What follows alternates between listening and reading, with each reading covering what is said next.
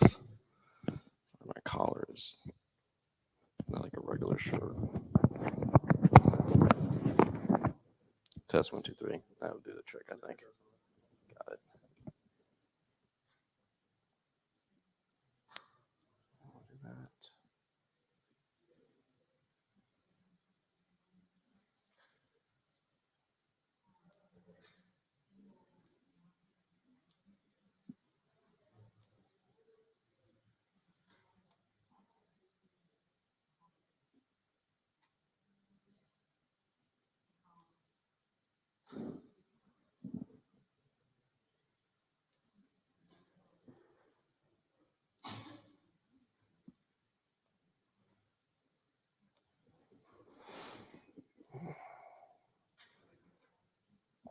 I don't want to spoil the video. I just want to test some audio.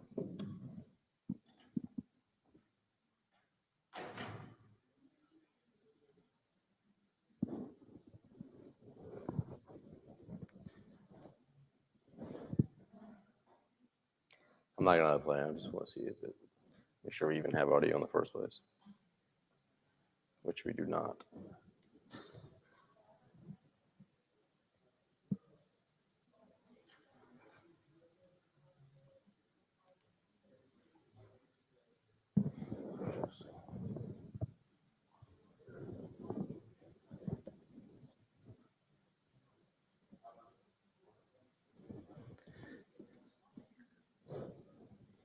So, oh, was it muted? Oh, okay.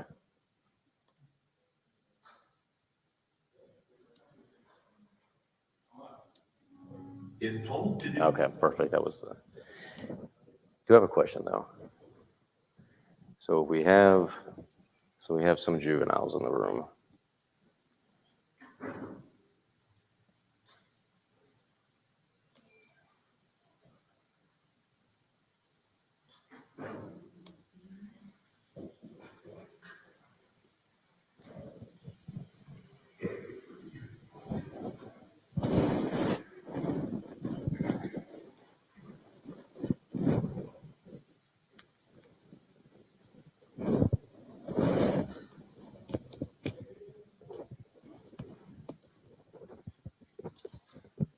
So I got a lot of stuff in my pockets. There we go. Well, we're on schedule. So the only question that I have before we get started, before I introduce myself, is we do have some juveniles in the room, so which leads me to be inclined to skip the first video that I have. Initially, when we set this up, I asked that question because the video, although it is fake and it doesn't have real violence, its violence is depicted in the video because the subject is active attack. So the nature of that. But I don't typically show this to children, if that makes sense. So we can still talk about it, but I'm going to opt to not show the video. Now, I've taught this a lot of times, so I can teach the video, no problem. It is a nice little summary, and then the presentation kind of drives those points home. So if everyone is good with that, I just want everyone to be aware of that. So if you'd like to see a video another time, let me know. I can get the video over to you. But we'll have a discussion about it instead. Like I said, I'm not in any rush, so when y'all want me to start, I'll start. Okay. All right. Well, I'm Officer Mike Delio with the Allen Police Department. I'm with the Community Relations Unit. I've been here for 10 years or so. I was Dallas Fire before that as a firefighter paramedic. I'm attached to the SWAT team as a tactical medic. I was in the training unit before coming to community relations for 5 years. And as you can imagine, being in the training unit, I did a lot of training. So I have been teaching this program now since I've come to community relations pretty much the entire time. It's not overly complicated by any means. It really isn't. Like I said, that video pretty much teaches you exactly what you need to do pretty quickly in like less than 10 minutes. If you've ever done a fire drill before, hopefully all your kids have done fire drills at the schools. You know, that's pretty standard. It's essentially the same thing, right? We need to know what our exits are, and we're just going for the exits. So what we teach is avoid, deny, defend. There's a run, hide, fight. We don't like that acronym. It means the same thing, but we don't like that acronym because of the hide part. People kind of misconstrue that, and they think that, well, hiding in a cubicle is acceptable. It's not acceptable. So this isn't necessarily just applicable to this facility. So everything that we're going to talk about is applicable to anywhere that you go, anywhere that you're going to eat, parks, you name it, it's applicable to all of it. And just to start looking at things a little bit differently when you're going about your daily routines.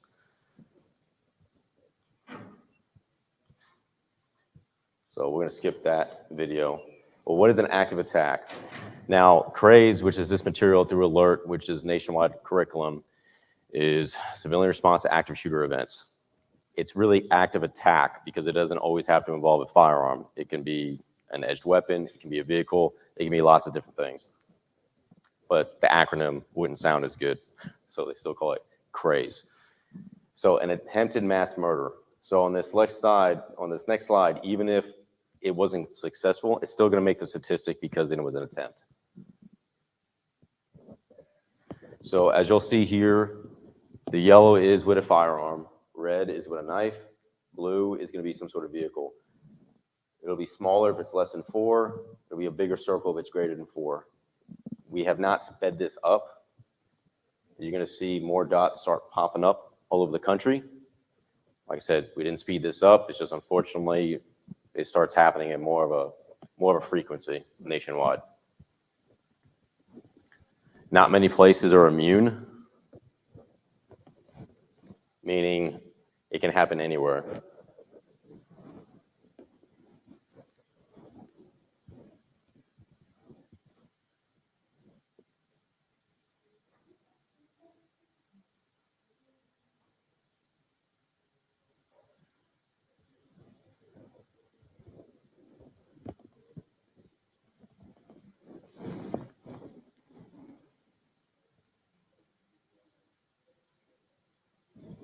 And I know your time is a little short, so I condensed this down for you guys to meet the parameters that I was given for tonight's session. So I'm trying to focus on the most important factors, or learning objectives, rather.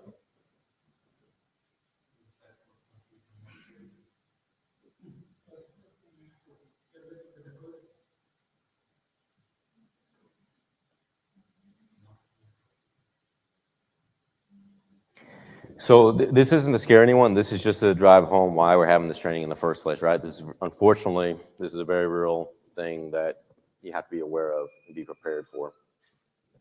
So before I get to the next slides, if you had to take a guess, as I said, it's more just to kind of see where people's expectations are. It's because everybody listens to the media. But where would you think the most active attacks happen if someone had to take a guess? Do you think it's outdoors? Do you think it's in schools? Do you think it's at businesses? What do y'all think? Was that? Indoor homes. Okay. That's closer than what most people do. You know, most people say schools because that's what the media tells you constantly. But that's nowhere near correct. Businesses, it's kind of like all-encompassing, but businesses are vast majority. Schools doesn't come anywhere near close to these other locations. Outdoors, I'll point out an event. Outdoors could be anywhere. It could be a park or just anywhere, what we call like an open air situation. The problem with open air is there's no cover.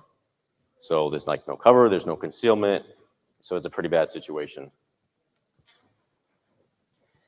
I wouldn't worry too much about this, but what's disturbing is that since I teach it so much, I get to see the updated curriculum. It's becoming more and more that there's no connection. And the reason why I find that personally disturbing is just, it seems pretty random then, and it's just random act of violence where there's no connection whatsoever, which makes it even more unpredictable and chaotic. So connection would be, which one of them is going to be an example coming up here, is maybe you're a patron, you patron the bar, or you worked at the location, or you have a family member that somehow is associated with you in relation to that location. There's some sort of connection versus the no connection means like they have nothing to do with anything and they just decide to do it at that particular location. And there's no affiliation, whatsoever. They might have a motive, but no relation to that location. They visited it, had nothing to do with it. What's that? Correct. Well, so they are going for not a specific target, but they do have a target, and it's going to be soft locations, locations that are vulnerable. So they'll look and they'll see, not all the time, but they look and they see, and what's a soft target? What that means is no protection, they don't have security, and then the other factor is how many people. So a lot of it, we can go down a rabbit hole as far as social media, and it's just why things are becoming more prevalent. It's easier to get on social media and get noticed for what you're doing. So you want big numbers, you want big targets. You can't really prove that, but I find it kind of, as social media increases, we start to kind of see more and more events happen because people just want to get attention. Like I said, we're not judging, so I'm going to go to a couple things. We're not going to do the Virginia Tech study that I normally do, but we're going to go to a couple locations. And like I said, it's not to judge anyone or like what they did or didn't do. It's just so we can kind of learn from it. That's all it is. So in Santa Barbara, California in 2014, this is an example of that other slide where you can have multiple like modality. So they start off by stabbing multiple people in the residence, then gets a gun, goes on a campus, shoots people, then gets in a vehicle and then runs over people. So, I mean, it's just all over the place. It doesn't have to don't think it's just one sort of weapon. Orlando, Florida, Pulse nightclub, 49 people were killed. The shooter was connected to the nightclub. He frequented the business quite a bit. This is what I was talking about, open air, Las Vegas. This is one of the deadliest, if not the deadliest. It was 59 people were killed. The shooter had a, elevated position, and there's not a whole lot you can do other than a mad scramble, just trying to run as fast as you can everywhere that you can get. This was just a U-Haul. Wounded 15 people, killed people just jumping in a U-Haul in New York and just running people over. Sutherland Springs, one lone gunman killed 26, wounded 20, was dishonorably discharged Air Force veteran, but someone got their firearm, took the fight to them, forced the suspect to flee. And that's another thing that we'll talk about later. We'll talk about the presence of firearms, like potentially within the community. And, if you do something, well, what are the next steps when police show up? Especially with it being Texas. So there's a lot of firearms. All right, so number of deaths. I'm not going to dwell too much on this, but target availability. 3 minutes is like the average response for law enforcement. Here in Allen, it's going to be very quick. See that you have on-site security, so it's even faster. I know a lot of times our officers will work here even faster. It's a very small, like 27 or so square mile radius city, so our response times are very good. However, I'm going to show you a video here in a second. I believe it should be age appropriate. It's just a lot of people screaming. You don't see anything. It's not an active attack. It's just unfortunately, it's a mass casualty event of a fire that just shows 60 seconds. A lot can happen in 60 seconds. So everything that we're going to be talking about right now, it stems from just avoid, deny, defend. So just to kind of quickly break it down to you, because it really is this simple. The first thing we're doing, we're avoiding. So we're just trying to get out through unknown exits. So denying just means we're denying target availability. So that means we're trying to fortify in the location. We don't want to hide. We want to get somewhere where we can fortify if we can't avoid. And then when they say defend, that's the term for fight. You're defending your fortified position, hopefully. Or you might skip straight to defend if you never had a position to fortify you couldn't avoid, especially if an attack presents itself right in front of you. You really don't have any other choice but immediately to fight. You're going to have to defend yourself. So there's no other option. So that really is the whole class. But you say, well, why are we here talking about it? Well, if it was that easy, I was going to show you some examples. Everybody would do just that, but people don't. And that's because of human psychology. You don't train for it. You don't script for it. You don't practice for it. So that when it happens, people just kind of freeze. Their OODA loop gets reset and they don't know what to do. So that's what we're doing right now. We're having a conversation about it just so you can start thinking about it and then have your mind made up on what you would do in certain situations. So when that situation happens, you'll do it because you've scripted it in your head. So we go through these three stages: denial, deliberation, and then the decisive moment. That's just basic human psychology. We go through that denial phase. No, it's not happening. Then we start trying to figure out, okay, well, what are we supposed to do? And then we'll go ahead and we'll take action on it. So human brain and lizard brain, I don't know if you guys ever heard about, fight or flight when we're in a lot of stress. But typically, you'll lose fine motor skills. You get overwhelmed. Some people in a video, I'm going to show you a video where this mother just kind of gets locked up. So if you're like me, I have 4 kids. I know a lot of you have kids. We know how to take kids in and out of strollers constantly. We've done it like 1,000 times, like we know how to do it. I'm going to show you a video where things go bad and the mother just can't get the kid out of the stroller. It just shows you like what actually happens to people in a true stressful situation. They just kind of break down. So there's going to be a lot going on. This is the video I'm talking about. There's going to be a lot going on, but I want you to focus. There's going to be a mother with her child in a stroller. That's going to be right over here. There are going to be some other interesting things that I'll point out, but that's going to be the main takeaway. So we have an active attack occurring right now. It gets chaotic. It's kind of like everybody for themselves. And she's just struggling. Never successfully does it, just brute force rips the kid out, right? So we know how to do it, but we just freak out and then everything just kind of falls apart. That's just basic human psychology. So you just kind of need to be aware of it and then start trying to mentally train yourself and prepare for it. And we'll talk about in a bit how to do that. So this is probably one of the most important things that we can talk about right now, since I'm not going to show you the Virginia Tech case study. This is not an active attack. This is a fire. And the reason why this is so important is I want you to take notice of all the other points that you could exit. So we have windows that could be an improvised location. I'm sorry, an improvised escape route. That main entrance hall is here. This is where everyone's going to funnel through. That's how they came in. That's how they're going to try to go out. That's going to be their downfall, unfortunately. You have another exit out here, the main bar. You have another exit over here by the kitchen. So that's another thing. When you're going out everywhere, just keep in mind, look how you come in, look at all the different exits, know that, hey, there might be another exit in the kitchen. You should start, not to get you paranoid, but you should start thinking about these things when you're going about your daily routines.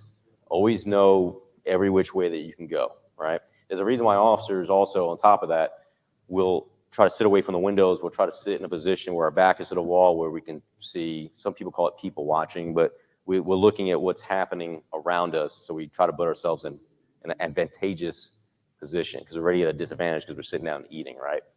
So the fire is going to start out here. So to be fair, they thought it was like part of the show. It wasn't, unfortunately. So I'm going to show you a video. If it's too much for your kids, let me, I can hit. But it's just, I can hit next on it, but it's really just a lot of screaming. And this is why we do fire drills. So we started the clock.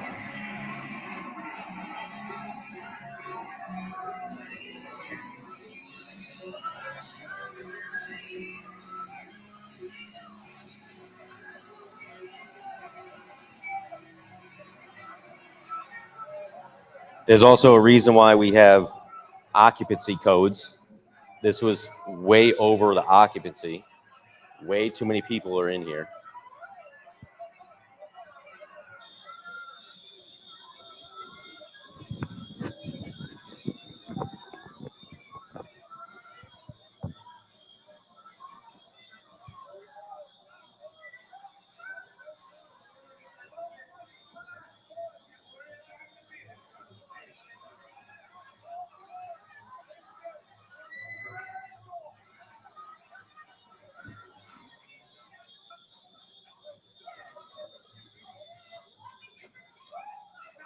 So now it's been a minute. And a minute is not a long time, but as you can see, when bad things are happening, it is a very long time. So you can easily bleed out in a minute if it's serious enough. So this is representing all the casualties. So unfortunately, there was 31 individuals got stuck right in here. If you've ever been in New York City, and that's where I grew up, and you're on the train, you're kind of stuck in the subways. Once you're in it, you're in it. You're not getting out. Like you're stuck. So they got wedged in here and they just got stuck. There was nowhere for them to go. Look at 18 people. All these people. Remember we talked about the windows right here? All these people. Dance floor, they probably got hit with the smoke and fire and everything. Another 9 right there is kind of grouped in there. 3 by the bar. There was an exit right over there. 1 in the kitchen. There's an exit right there. All back here. I mean, no real good excuse. It's why we teach kids, hey, don't hide in the closet and don't hide underneath your bed when there's a fire. We need you to get out of the building so you can get away from the fire. There's kind of really no difference here, right? They needed to get out of the building. Now, if this was an active attack and you found yourself stuck back here, you're looking for windows. Here, there's no windows depicted. So if you got stuck in here, you're trying to fortify this area then, because you don't really have a choice if this is where you're at. You're stuck here if it's an attacker. Different than a fire, but trying to drive home some basic principles. So that's why, even here, I mean, luckily there's like an exit right here. There's exits there. One of the best things I like when I come in somewhere is that, to me, it's very simple. As long as there's like 2 exits in a spot, like I'm usually pretty happy. Because if something happens at any one location, at least I have a different direction to go and it's not a choke point. I don't know if you have exterior stairwell. I do see an exit sign over there, up there. So, I mean, worst case scenario, does that lead anywhere over there, or is that just storage? And then that's a stair entrance?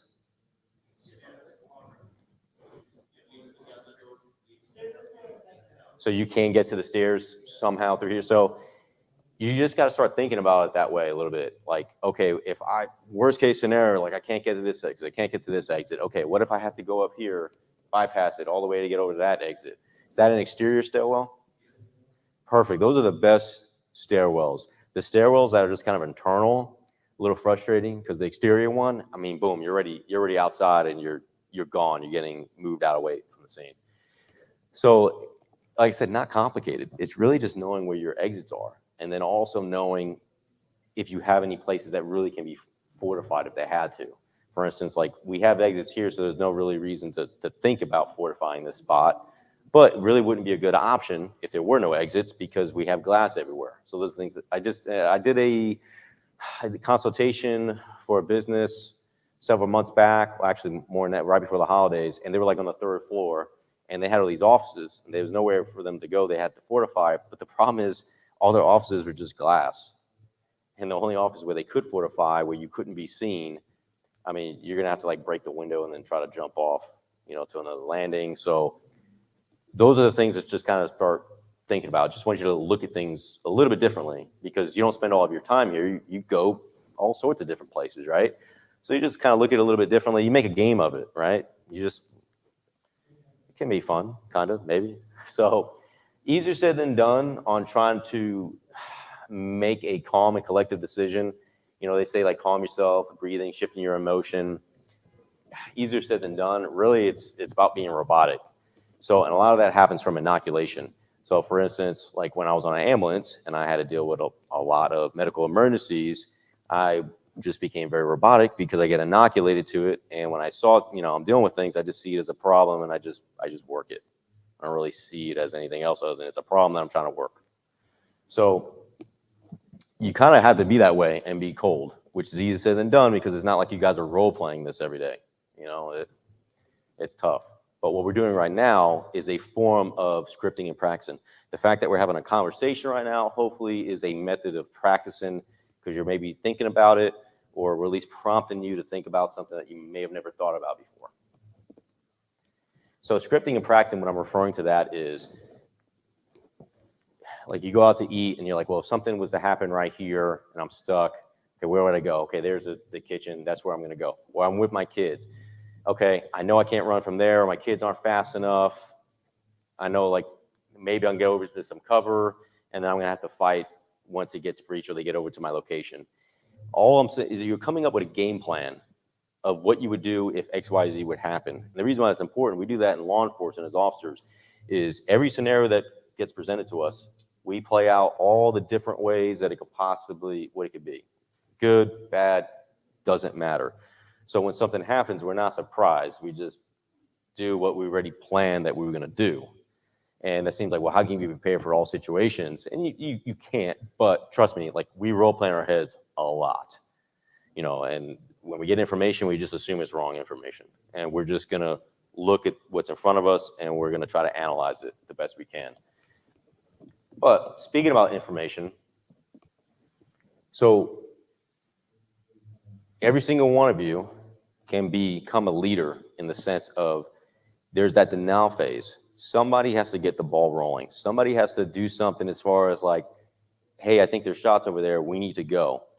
So you want to make an attempt to get people to go with you.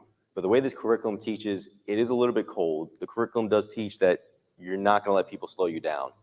So if you're trying to get people to go with you and they're just being difficult or they're trying to hide, they want you to just get out of there.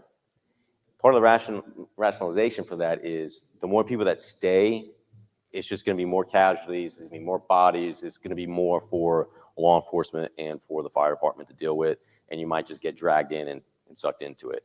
Completely different, though, if you're caring for children, obviously, right? Or if you're caring for someone that are medically ill, they can't move. You know, we have this conversation at medical facilities where people are like, well, I have patients. Those aren't things that we can decide for you.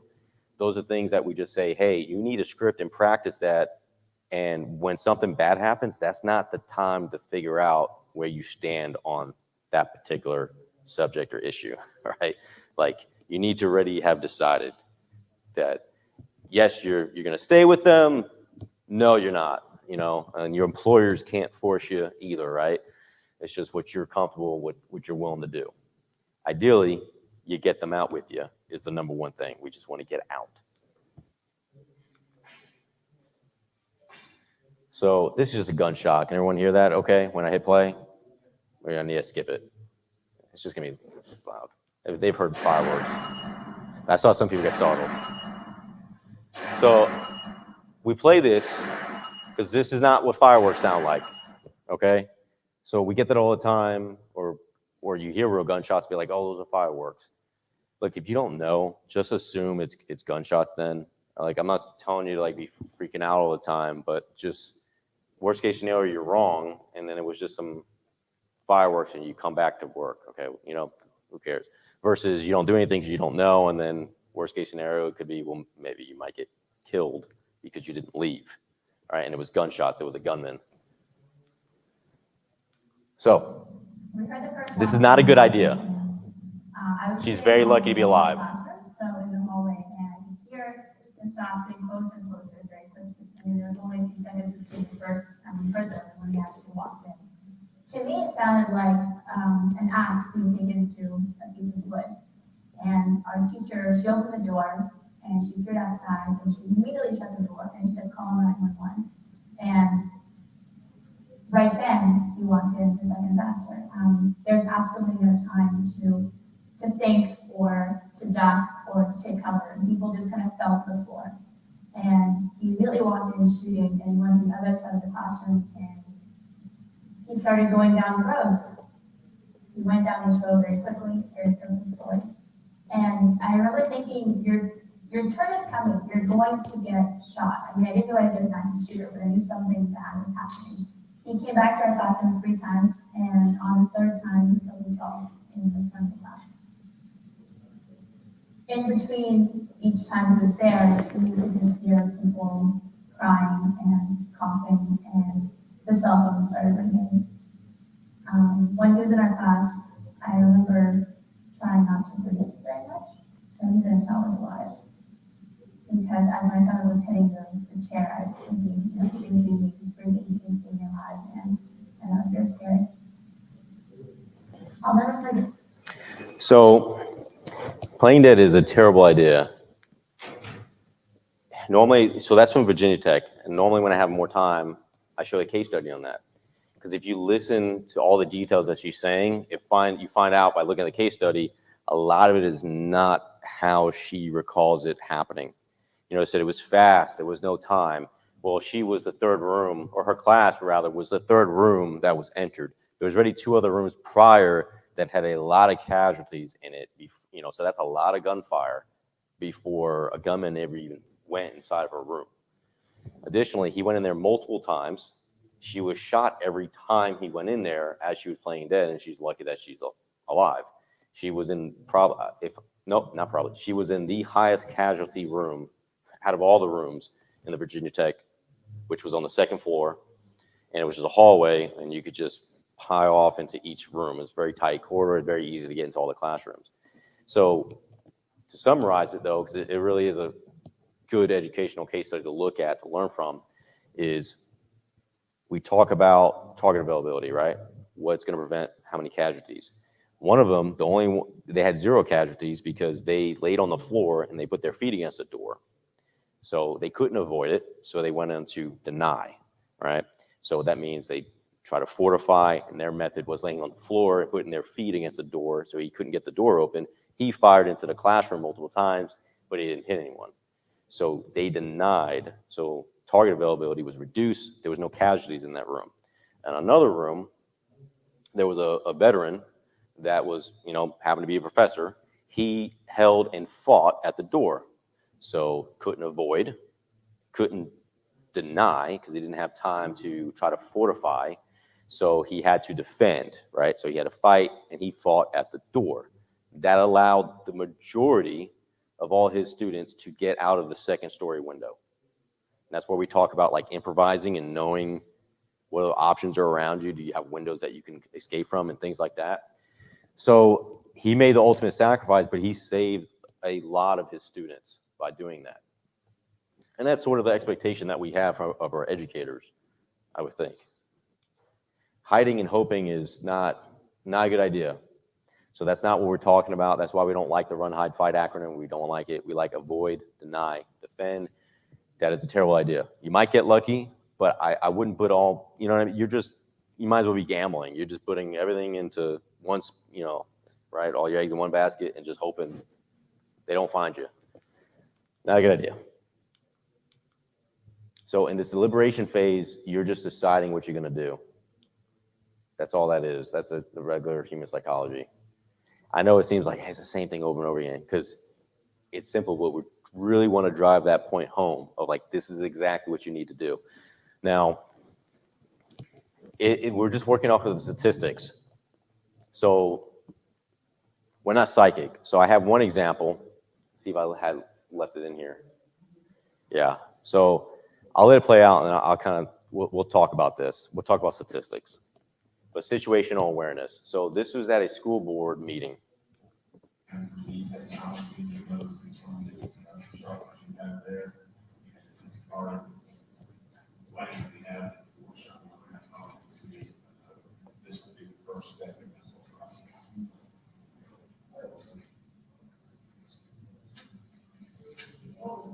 So he presents a firearm. So everyone sees the pistol. And look at everyone in the audience.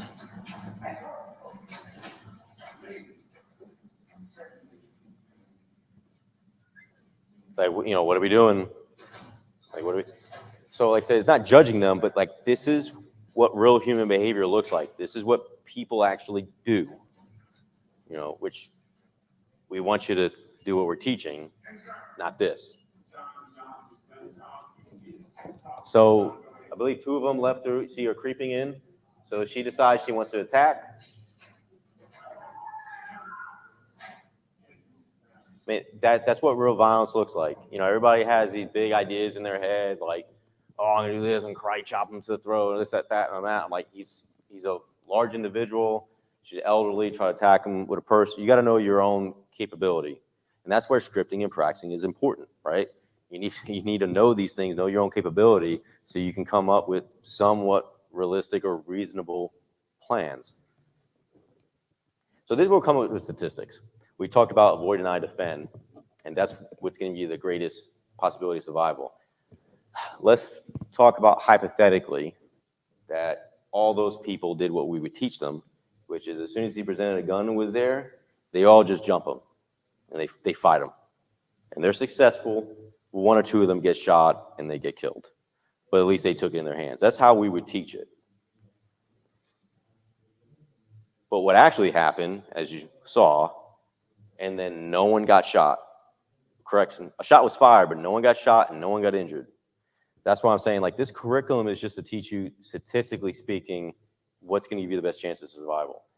We're not psychic, but they just put everything into that man's hands. Whether they survived, whether they lived or not, they put completely in his hands. We're not talking about like someone wants your purse, right? Somebody wants your laptop, property, right? We can replace property. We're not talking about this. Like, this is different. Like, this guy basically is presenting that he wants your life. So I bring that up, and not to be like, well, why are you teaching us this if you're saying that might have got like 1 or 2 people? I don't know if it would have, right? We're just speculating. We're just talking, having a conversation here. It's just, I find it interesting. And that's what people hope. People hope for, if we comply, nothing will happen. Okay, well, what about all the other times where they comply and everybody gets killed? So I don't know about y'all, but I rather take my chances in my own hands. And if someone is close, then we're going to fight. And we're going to fight for survival. So she attempted coming out. That's brave of her. But that also is not what we teach. She already got out. She should get out, and then when safe to do so, call 911 so we can come in. But I like to do that, not to get you guys all messed up, but it's part of the scripting and practice. I want you guys to be thinking kind of like outside the box as well. Yes, sir. So in that same situation where you have an audience and people are touching each other, some people are kind of the way it's done, what would you suggest if we are in a situation where we are in that right there on the table? Suck right there? Yeah, so if someone comes right there, like, I'm not going to leave up the chance. I'm just going to fight. So if nobody else fights with me, I might fight and I might get shot, and then that's it. The thing is, like, nobody knows. That's the problem, right? We don't have a magic, ball where we don't know. But the way we teach it is, we're going to fight. We're not going to sit and just hope they don't shoot us. And that's where situational awareness. It's like people ask me all the time, because I teach combatives. People ask me all the time, well, what if someone puts me in a lateral vascular neck restraint? Now what do I do? And I'm like, well, what about all the things that went wrong leading up to the fact that you got put in an LVNR? Like, you should have never got put in an LVNR in the first place. It's very difficult to get out of that situation. That's where situational awareness comes in. He should have never been able to just get up like right there where now you're sitting down, and it should never play out that way. So it's one of those things. It's just a bad situation. Don't necessarily have a right, answer. Normally, it's you see someone come in, or and then you can decide. Typically, when we talk about fighting, let's show you a picture. Is somebody's coming in, you see them, and they're going to be reaching right there, and you're going to be fighting at the door. I mean, it's a bad deal, but I'd rather be fighting in that situation than sitting behind this podium type of deal. It's a real bad deal. So avoid and run. So I'm trying to keep you guys on schedule. So I'll play this back for those that missed it. Gunman enters. Look at this guy. He sees it, situational awareness, he's gone. He's probably still running till this day. So this is what we're looking for, though. You see something, just run. Anybody see some issues here? All right, I mean, there's a door right here. Something going on over there, maybe. There's a ladder right here. I'm telling you, like, people just freak out. So just think about all your avenues for escape. So part of the denying, locking the door, turning the lights out, being quiet and being out of sight, that is going to be helpful. They come by, think nobody's in there, they move on, if that's even an option. Barricading, so if the door comes in, right, if it comes into you, that's easier because you can barricade it. The doors that come out, they're a little bit more difficult because you kind of got to improvise a strap, you got to improvise something to try to keep the door from opening. Simple door stops are effective for coming in. You can just do little door stops. There are like aftermarket devices that you can get. Another thing that you can do as well, like for instance, just thinking, and not right here because it's all glass, you guys would run to the exits. But if you find yourself in a different location and you have like a door like that, you can jam the mechanism. You can think outside the box. You can jam the mechanism and it messes the door up. Or little things that you can do to buy time so you can get out. But that's going to be facility specific. Belts. So it's a bad deal because you're kind of like in that fatal funnel, which is not really that good. But I mean, so this we're talking about positioning. So you don't want to be too far that when they breach, you can't get an attack. So you got to stay close enough to the door that you can actually make the attack when they come in. You want to try to fight over the weapon, preferably if you have a deadly weapon on you, then you can use that. There's deadly weapons everywhere. People don't realize it. You know, there's a lot of things that it's not designed to be a weapon, but it's deadly if used as such, right? There's scissors. There's stuff everywhere. That's especially like you go to like medical facilities. There's stuff everywhere. So don't fight fair is what I'm talking about. We don't fight fair. We fight to win because they're coming in. They're trying to win. So we should try to win as well. Grab the gun and we're gonna fight for it. So this isn't just like linear. You know, this isn't like, okay, it flows. You can go from any of these three things at any given moment. So an attacker comes in, he's going to quickly realize that he cannot avoid. He's going to quickly realize that he cannot defend. And then he's going to realize, I'm probably going to have to fight, but I'm in a bad spot. Grabs a bottle that now can be a deadly weapon potentially. And then he sees that things have moved. Now he's going to switch back to avoid. So just because you get stuck on defend or you get stuck on a certain mode doesn't mean that now that's where you stay. If you have the opportunity to get out, you then shift gears and you get out. That's not a good idea. Maybe he had a heart attack, but it didn't look like that. It looked like he went to just play dead. That's a terrible idea. But I really like that video for that purpose.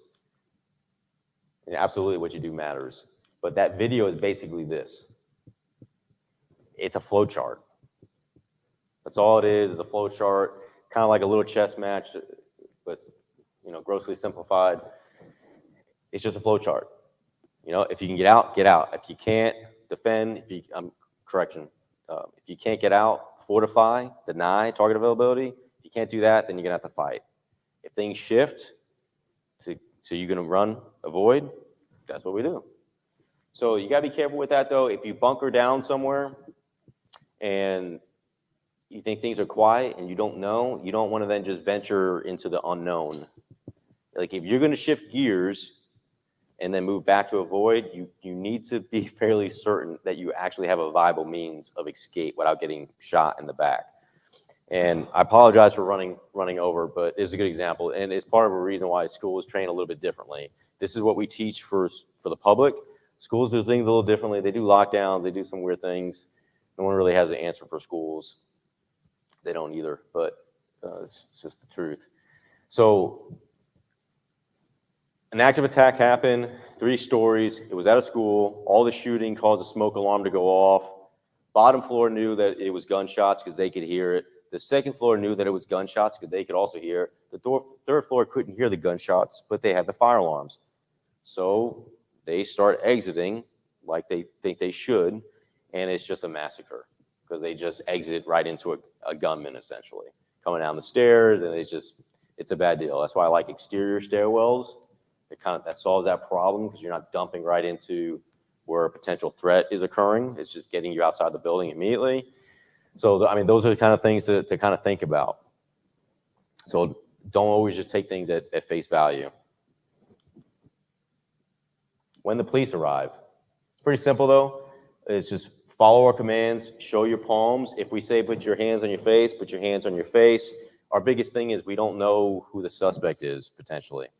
So when do you call 911? You call 911 as soon as you're able to safely get out. You don't call 911 like while you're trying to escape, because then you might unsuccessfully escape and be a casualty. We want you to escape, get out, and then call 911. They're going to ask you for the locations, the first thing they're going to ask you for. And then if you do know the direction of travel, where the suspect is going, that's great. Most people won't know that. Clothing, right? Physical characteristics, all those things are going to be important. If you happen to know what weapon system it is, highly unlikely, but any detail. But number one is going to be location, and if you know where they're going and how many. Statistically, it's going to be one shooter. It can be 2, but overwhelmingly, the statistics show that it's going to be one attacker. So that's basically what you run through with 911. And when police show up, you got to understand that we don't know, the suspect could be embedded within everyone. So you just follow the commands. And then before I forget, it is Texas. If you have a firearm on you and you're running around with your gun trying to eliminate the threat, you do not want us to see your gun. Your gun needs to, I wouldn't have the gun on me, or it needs to be concealed. Don't let law enforcement see you with a gun in an active attack event, because they might think you're the suspect, and it shouldn't happen, but mistakes can be made. So same thing, if you neutralize a threat, and you get their weapon away from them, I wouldn't be holding the suspect's weapon. Get that away from them. Don't have weapons. So you might use a weapon to disable, rightfully so, the suspect, but do not have weapons in your hands, in your possession, on you, anything confusing when law enforcement shows up. Because they're gonna be tunnel vision, just hypersensitive and focused, like looking for weapons, looking for hands, and we just don't want mistakes to happen. So just kind of be mindful of that, because I know there's a lot of people that carry, they have licenses, you don't even need licenses anymore to carry, so just things to think about. Our goal is to stop the killing, stop the dying, and evacuate. What that means is, if when we show up, and we show up very quickly, we're going to eliminate the threat. If we don't eliminate the threat, more casualties happen.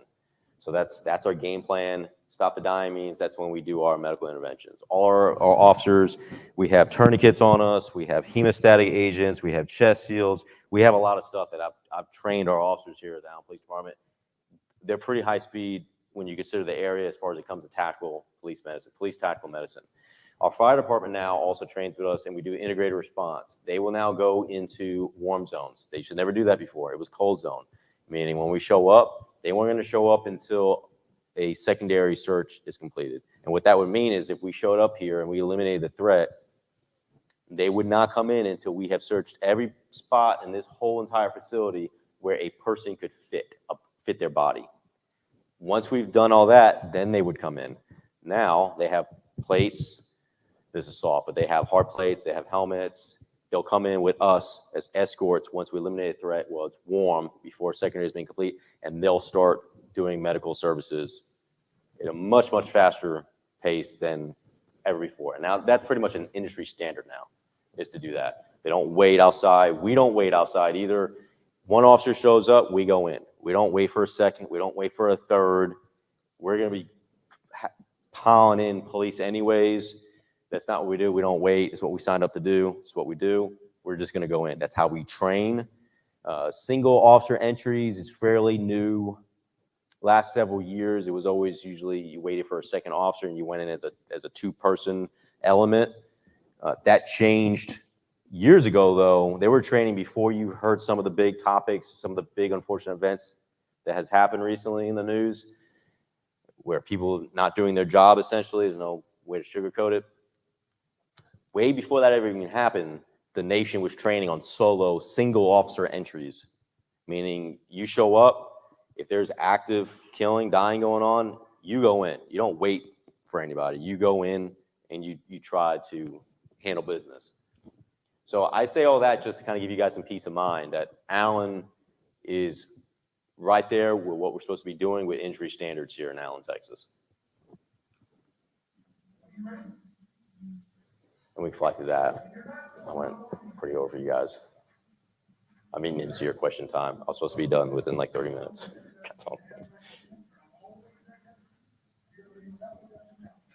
But it's pretty self-explanatory. You just follow commands. We're never going to send you anywhere blind. He's sending these individuals to like another officer. It's kind of like a safety cordon. So like I said, I condensed it for you guys because I know your schedule. You guys are busy and you're probably worked all day. So I apologize for running a little late. I'm not in any rush. I'm here for you guys. But so if you have any questions, now's your time to answer. I know that was really fast information. Any questions at all? Yes, sir.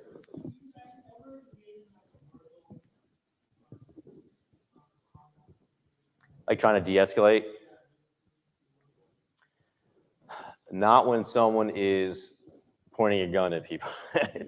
So what we're talking about is they're already going to be firing shots.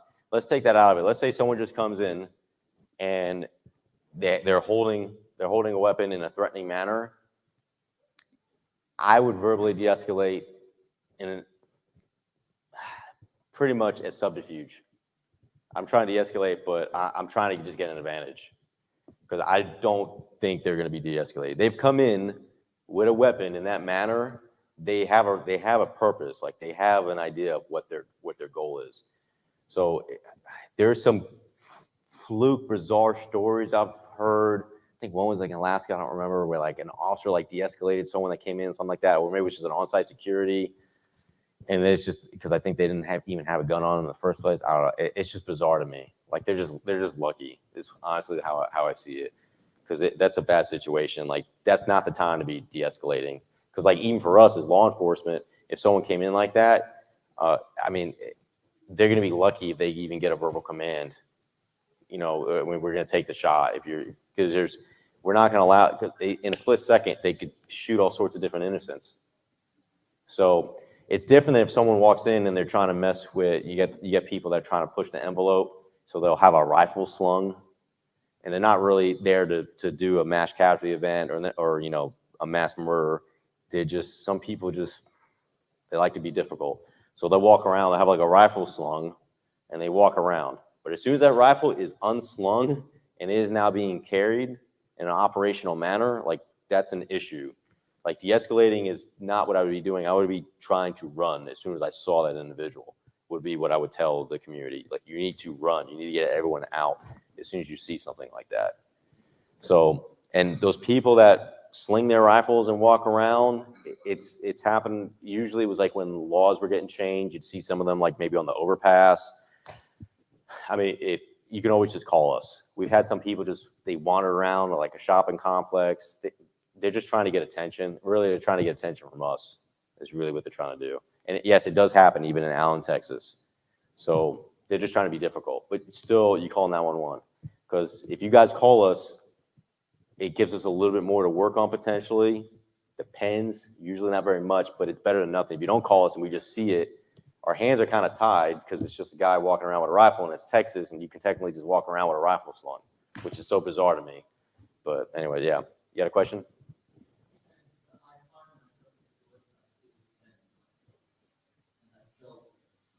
Mm-hmm.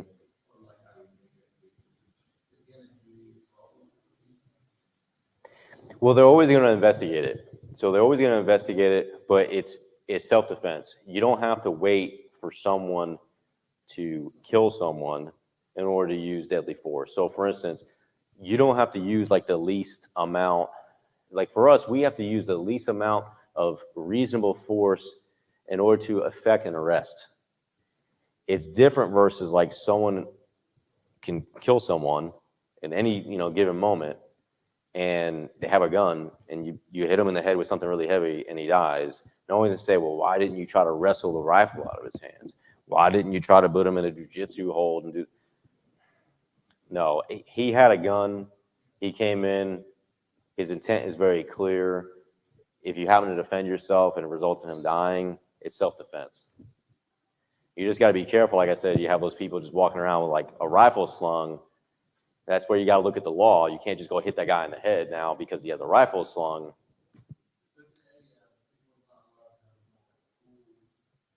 So you're not allowed on schools, and you can post signs. So, and you can criminally trespass anyone you want. So forget about the laws for a second. If you see someone and you don't like what they're doing, you can criminally trespass them from here, period. Like, you don't have to tolerate it. Like, that's what people don't understand. People think they can go anywhere they want and like, oh, this is a public place, it's my right. I'm like, no, you could be criminally trespassed. And if you don't leave, I mean, we'll just arrest you. So don't feel like people can just do whatever they want. You know what I mean? That's not how it works. So call us if there's ever a question, in that regard. But yeah, you can prevent people from coming in. Where it's frustrating when you can is we can't prevent people from coming into like our PD lobby. Like you can come in, even we post signs that we can do. You can go to like city council meetings. There's nothing we can do about it. I mean, liquor stores, you can't go in liquor stores because they have the signs.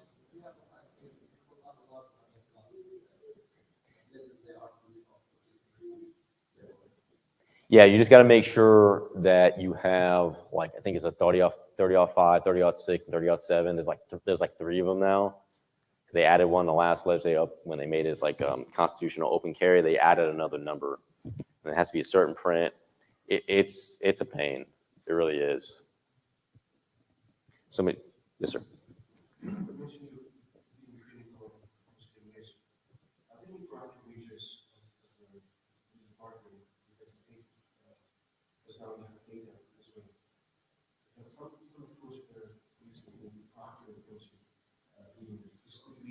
For example, most technical businesses and schools, you guys have walkthroughs from the school or business where the response time will be faster. Or I think I was just, you know, already how many animals are there and then relate certain conditions of those animals.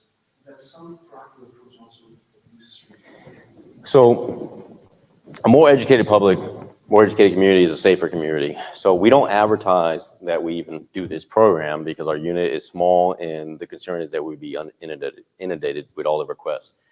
But if anyone asks, we always say yes, and we come and we do these trainings. We also do security surveys, which soon we're going to be advertising that, although that took a lot of me pushing on my sergeant to get it. But we're going to be advertising that, and I'll be managing that with like by scheduling, because we do security surveys as well.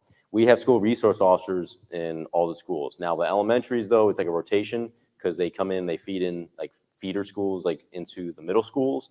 So there's more of a presence in the middle schools and your freshman center and the high school, very large presence. So with elementaries, the goal would be, which I don't see that anytime soon, where you actually, it's not a roaming officer. You actually have an officer in every single elementary. To be honest, I think we're a long ways away from that, but we have them in the bigger schools, like all your middle schools, things like that. Now, like I said, we do the surveys, you know, to kind of talk about response, and then we encourage people to do their own internal training and drills. We don't like to run around and do blanks and do things like that. Now, as far as like identifying people with weapons specifically, well, we can't discriminate necessarily with like mental illnesses and things like that, but you know, we do have a mental health coordinator now that's housed internally at the police department, looks at resources, things like that. There's certain things that you can do with mentally ill to get weapons taken away from them. It's a really touchy kind of subject. It's very rare that it happens. It has happened before. Usually it's with the assistance with family members that are assisting us. Like we don't go in and just start confiscating people's things, especially also it's Texas. Like we don't do that. So I know that doesn't completely answer your question, but we do what you're asking. We already do it. It's just not really advertised, if that makes sense. Any other questions? Yes, sir.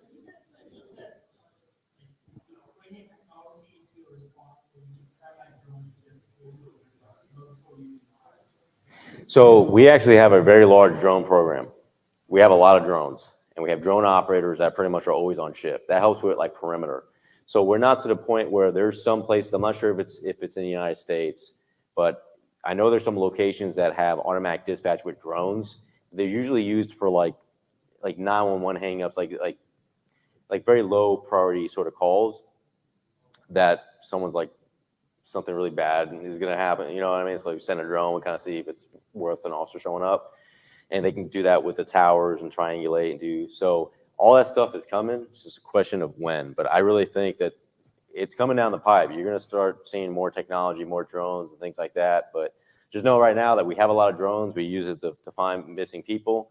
We use it to set up perimeters. So instead of a helicopter, I mean, we catch a lot of people. They don't want people to know like, oh, stuff happens in Allen because it's one of the safest cities. Yeah, it's all relative, right? What people don't realize is that it's like, yeah, some stuff still happens in Allen, but it's relative. It's still relatively low compared to other places, but it still happens in Allen because crime happens everywhere. So our drones are awesome in that regard, that we set up perimeters and we catch people that think that they're gone, and we're going to get them. We don't need a helicopter. So, I mean, it actually is amazing. If you have an opportunity to come to one of our events, our drone team likes to come come out and like show their things at all the big community events they go to every chance they get. So come check us out sometime. I'm sure you could see one of our drones and talk to some of our drone operators. Wrap up.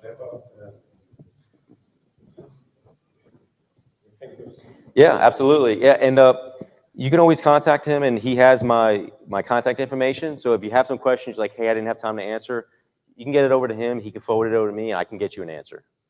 And is the video going to be on both YouTube and Facebook? Oh, you're very welcome. I know you said you wanted to, I know I ran kind of over, I'm sorry. You wanted to do a quick walkthrough with some of your staff to look at anything in particular? I think we can do next time. Okay, no problem.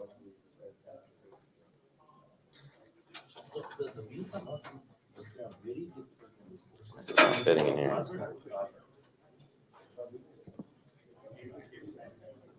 Oh, absolutely. Thanks for having me. Oh, you're very welcome. الله أكبر الله أكبر الله أكبر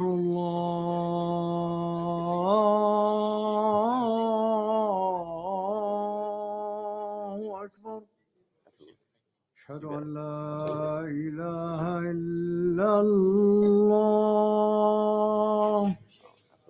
أشهد أن لا إله إلا الله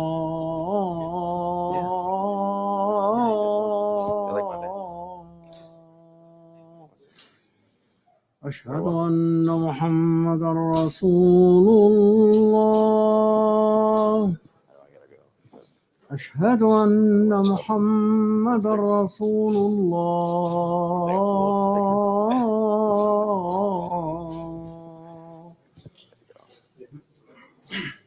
حي على الصلاة حي على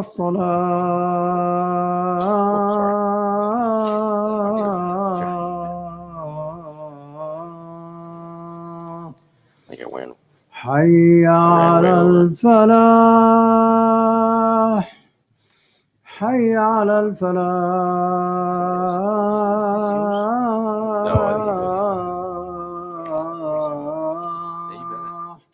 Oh, absolutely.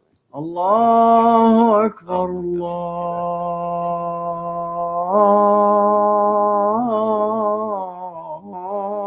الله أكبر لا إله إلا الله With you guys.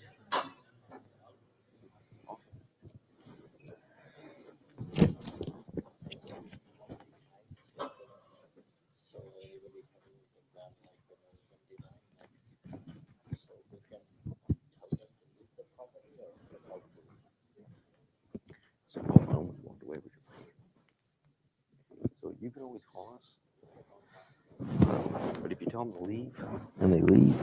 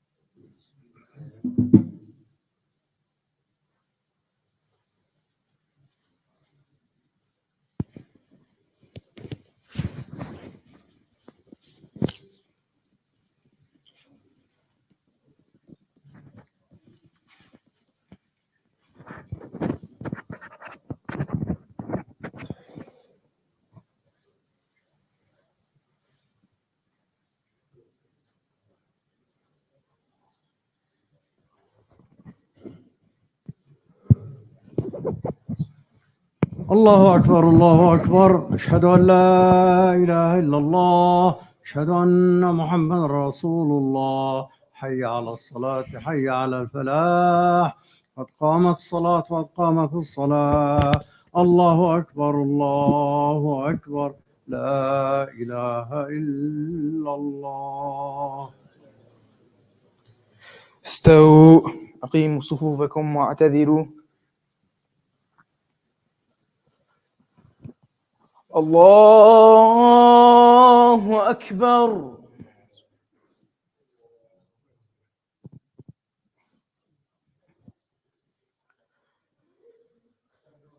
الحمد لله رب العالمين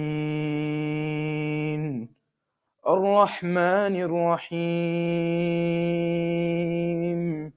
مالك يوم الدين إياك نعبد وإياك نستعين اهدنا الصراط المستقيم صراط الذين أنعمت عليهم غير المغضوب عليهم ولا الضالين آمين.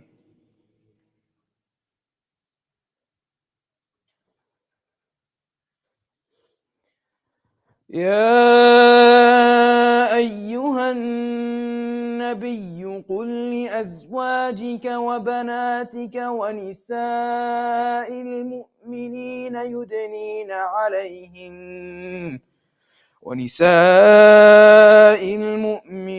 يدنين عليهن من جلابيبهن ذلك أدنى أن يعرفن فلا يؤذين وكان غفورا رحيما. لئن لم ينته المنافقون والذين في قلوبهم مرض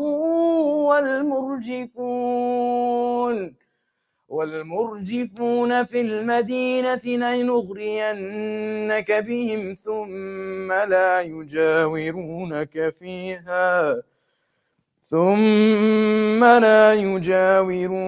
فيها إلا قليلا ملعونين أينما ثقفوا أخذوا وقتلوا تقتيلا سنة الله في الذين خلوا من قبل ولن تجد لسنة الله تبديلا. يسألك الناس عن الساعة قل إنما علمها عند الله وما يدريك لعل الساعة تكون قريبا إن الله لعن الكافرين وأعد لهم سعيرا خالدين فيها أبدا لا يجدون وليا ولا نصيرا يوم تقلب وجوههم في النار يقولون يا ليتنا أطعنا الله وأطعنا الرسولا وقالوا ربنا إنا أطعنا سادتنا وكبراءنا فأضلونا السبيلا ربنا آتهم ضعفين من العذاب والعنهم لعنا كبيرا. الله أكبر.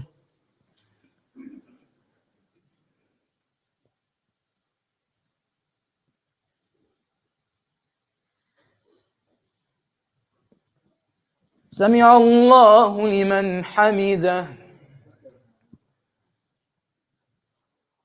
الله أكبر.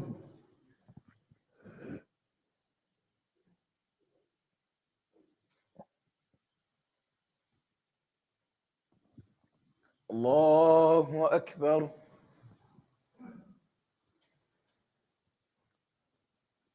الله أكبر.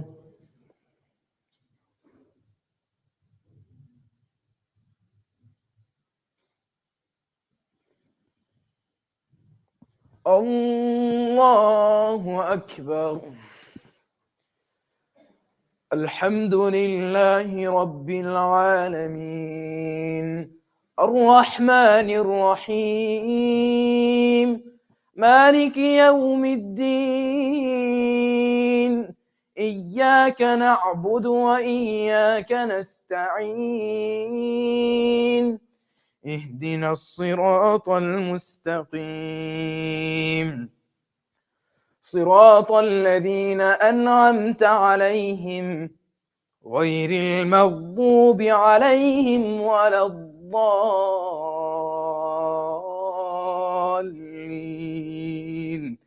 آمين.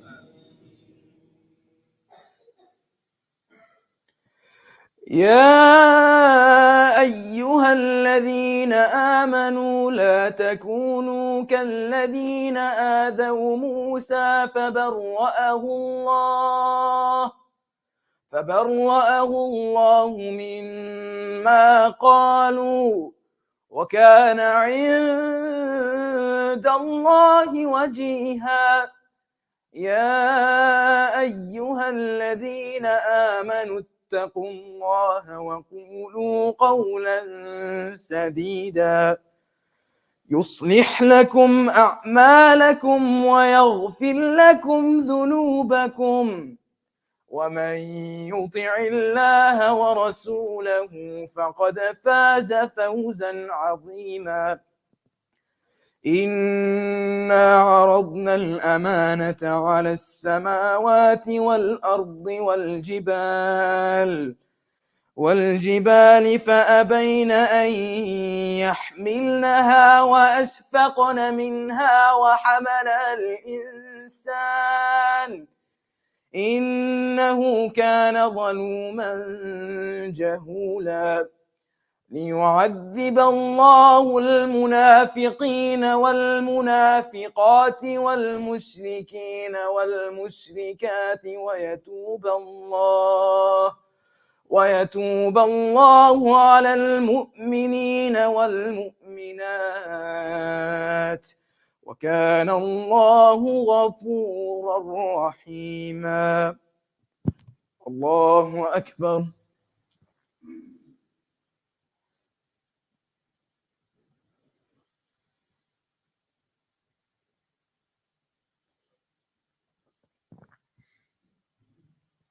سمع الله لمن حمده. الله أكبر.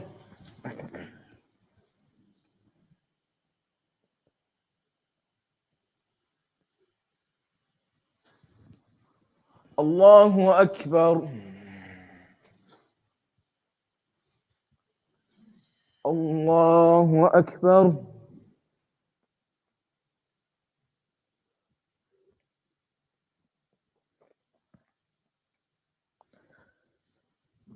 الله أكبر.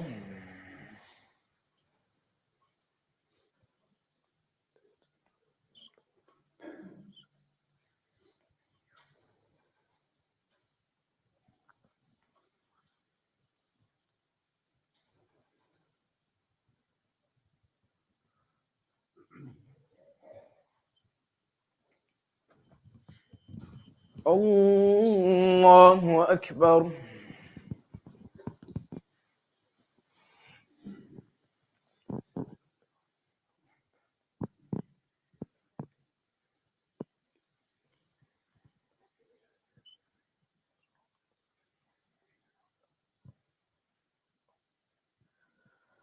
الله أكبر.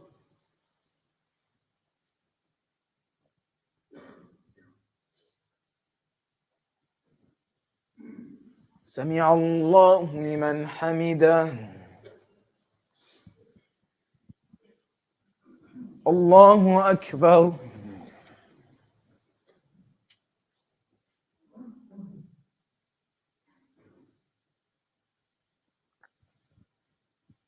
الله أكبر. الله أكبر.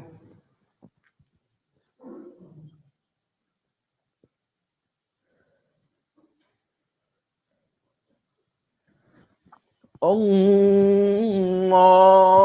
أكبر.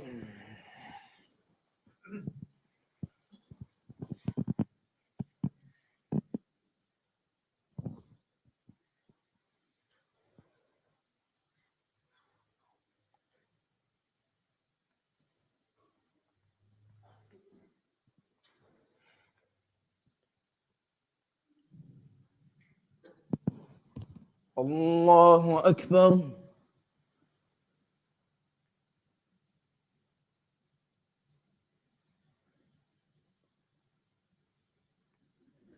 سمع الله لمن حمده. الله أكبر.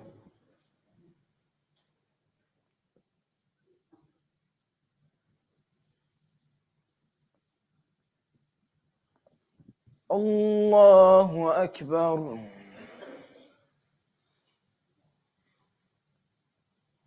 الله أكبر.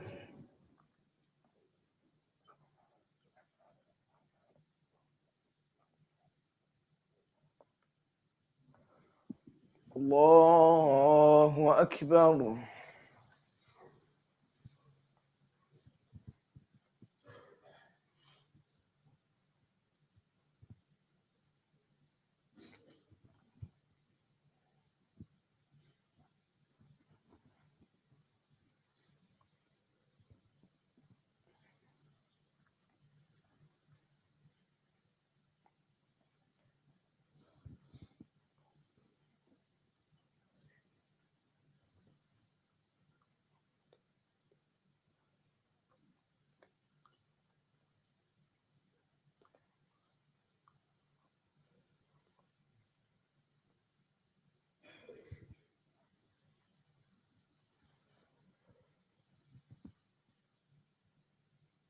السلام عليكم ورحمة الله. السلام عليكم ورحمة الله.